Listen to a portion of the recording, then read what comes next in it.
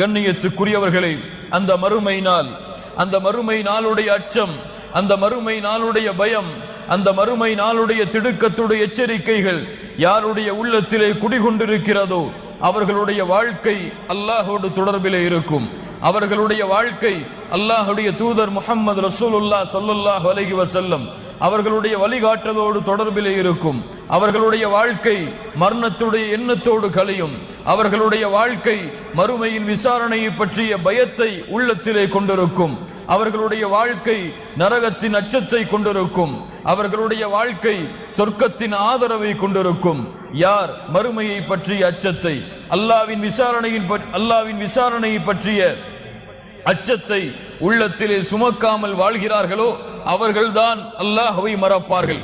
அவர்கள்தான் அல்லாஹ்வுடைய தூதர் முஹம்மது ரசூலுல்லாஹ் ஸல்லல்லாஹு அலைஹி வஸல்லம் அவர்களை மறப்பார்கள்.